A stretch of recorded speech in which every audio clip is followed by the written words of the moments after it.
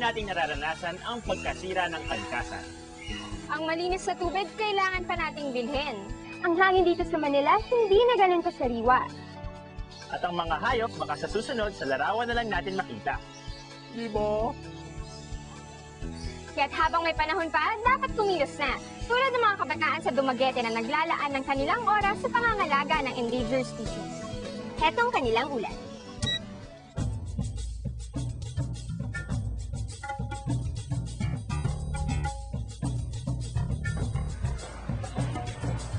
Para sa akin, ang kalikasan ng pinakamataas na uri ng kagandahan. Makulay, malinis, at natural. Sana, ganito kaganda at katahimik ang lahat ng kagubatan natin. Pero marami pa rin ang umaabuso sa kapaligiran. Buti na lang, may isang organisasyong naglalayong alagaan ang mga natatanging uri ng halaman at hayop dito sa Pilipinas at maging sa buong mundo. Ito ay ang CENTROP o ang Center for Tropical Research. Initially, this was organized by former faculty members of the Biology Department of Silliman University. It has been organized for the past years.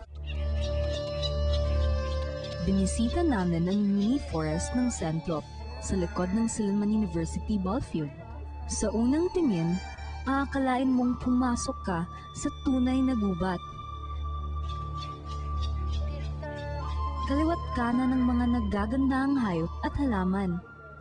Mayroon daw ditong 23 species ng mga punong kahoy at 16 na species ng hayop. What we have here on Negros are the Visayan warty pigs, and we have the Visayan spotted deer, and of course some endangered flying foxes or fruit bats that are initially been in captivity for the purpose of releasing them back in the wild.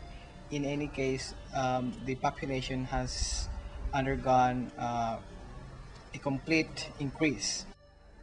Natuklasan namin may mga kabataang miyembro rin ang CENTROP. Ang 15 youth volunteers ay tumutulong sa pangangalaga sa mga hayop at halaman dito sa mini forest. Ang karamihan sa kanila ay mga biology students ng Silliman University.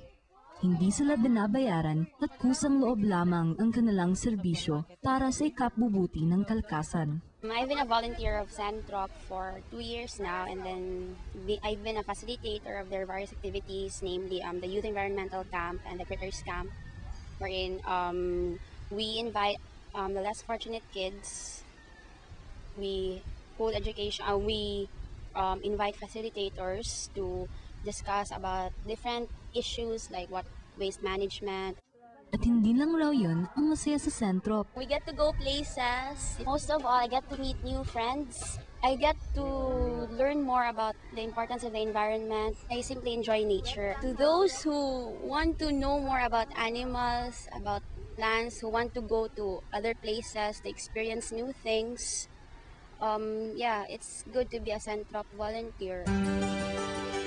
Wow! Hindi ka lang pala magiging tagapangalaga ng paligid. Matututo ka pa habang nag-e-enjoy kasama ang ibang kabataan. Ayon sa mga taga-CENTROP na nakilala ko, tulad nila ay makatutulong rin tayo sa kapaligiran. Ang pag-segregate ng basura ay isa sa maaaring gawin ng lahat. Dahil tayo rin ang nakikinabang sa kapaligiran, dapat din tayong maging responsable sa pangangalaga nito at ating tandaan na pag nawala ang ganda ng kalikasan ay wala nang makapapalit pa rito.